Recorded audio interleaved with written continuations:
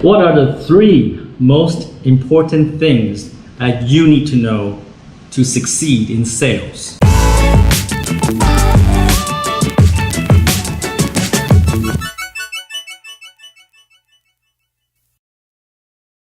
What are the 3 most important things that you need to know to succeed in sales? These are what I think are the most important things you need to know and practice in order to have a successful sales career. Number 1, sales is a numbers game. Imagine you work in a car dealership. Let's say you work for Kia, and you stand in the dealership, and you're waiting for people to come into the store, and people do come in and they look at the car, and then they play with the radio, they play with the steering wheel, and then sometimes they leave, right? How many people that walk into the door actually buy a car from you? I want you to think about that. I want you to think about all the prospects that you talk to. How many of them actually bought something from you? The reality is that you are going to close about 2%. All the prospects that you meet, only about 2% on average of all the prospects will buy something from you. If you're a good salesperson, you know all the sales technique, you follow up with them, and you ask for referrals, all the technical stuff we will talk about in the future. If you employ them, maybe your sales close rate will go up to 5%. But if if you don't know anything about sales, maybe it could be 0% or 1%. So the reality is sales is a numbers game. The more people you reach, the more sales you will close. So in a way, in sales, the harder you work, the luckier you get. And this is something that Donald Trump once said in one of his speeches. He feels that he's a very lucky person, but because he works really, really hard, and that's why he gets all the luck in the world. And now he's the president of the United States. So as a good salesperson that really wants to succeed in sales, you gotta get up early in the morning. You gotta be the first person to the office, and you have to be the last person to leave. And when everybody else is having their 1.5 or 2-hour lunch break, you are there calling customers. You're calling prospects. You're following up with your customers nonstop. So the more you do, the more result you will get. Sales is a numbers game. My mentor once told me, my mentor said, sales or anything else you do in life is it's like kissing frogs. You know the story, you kiss a frog, the frog turns into a prince, right? You gotta kiss a lot of frogs. You gotta kiss a lot of frogs to find your prince. So lesson number 1, sales is a numbers game. If you don't understand that, if you don't practice that, if you don't understand that the more you do, the more you get, forget sales. It's not a career for you. Try working at a coffee shop. Number 2, the number 2 most important thing, in my opinion, and I'm right, to succeed in sales is to sell on emotions. People do not buy on logic reasonings. People do not buy because they calculated, they spreadsheet everything out, they calculated the value versus cost. They don't do that. Most people don't.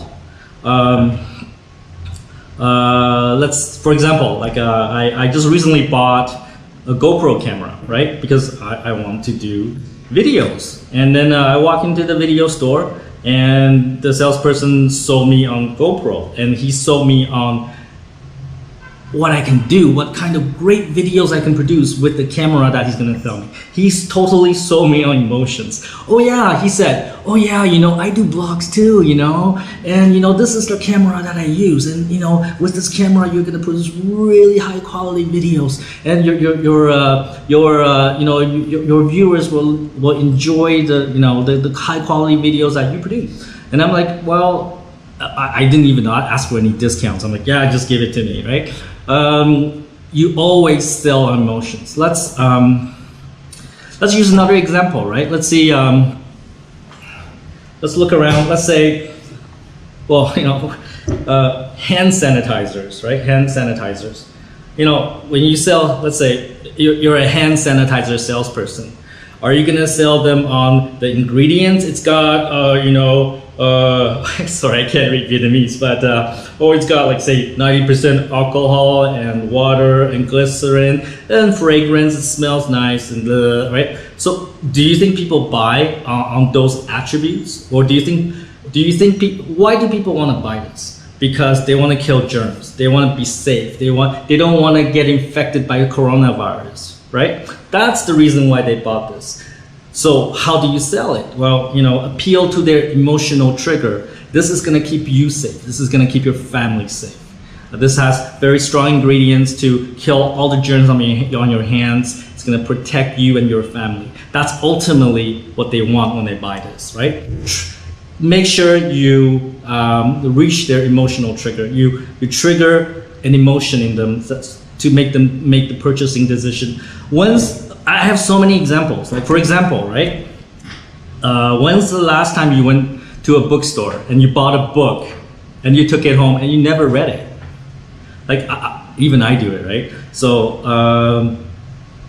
because when you're in the bookstore, you thought about, if I buy this book, if I read this, I'm gonna learn something about it's an emotional decision. I'm gonna buy this book, I'm gonna read it, I'm gonna learn something about, say, digital marketing, I'm gonna build a career in digital marketing, for example. You bought on that emotion, all right? But unfortunately, for most people, that emotion is very short-lived. You went home, you forgot about it, and you put the book in the bookshelf and you never read it.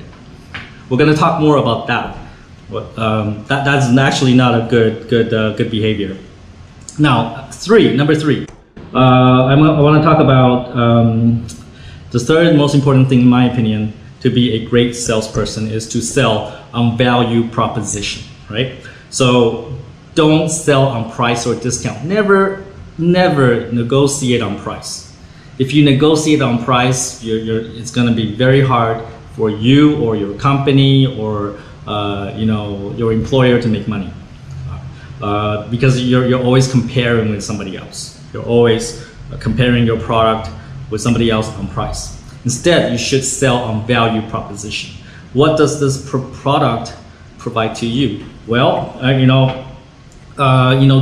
this product is going to help you build an e-commerce website connected to your mobile app. Nobody has this. We are the only company that can provide this for you, and also connect with your offline physical store. Like you have integrated inventory, always inventory on your website and your store. They're always synchronized. Like you sell things that other people don't have. It's a unique selling point for your product. You push the value. You tell people why this product will help the customer, right? Well, first of all, you need to understand their problem, but we'll talk more about that. But you must understand. You must push on the value proposition, and then once they understand what this product can do for them, once the customer understands it, once the prospect understands it, then trust me, price is no object. Once they believe you have the product that solves all of their problems, they will not negotiate. They will not even consider price. When customers talk to you about price, that means one thing: the customer doesn't really understand your product yet. They don't understand fully what the product can do for them. They don't understand the value. So the cost and the value don't match up. They think, I have to pay this much to get this little value. That's why they want a discount. But once you explain the value is this much and they're paying only this, it's a no-brainer for them. So sales is a numbers game. Sell on emotions. And lastly, always sell on value proposition and not price. Don't be a fucktard. Always take fucking action.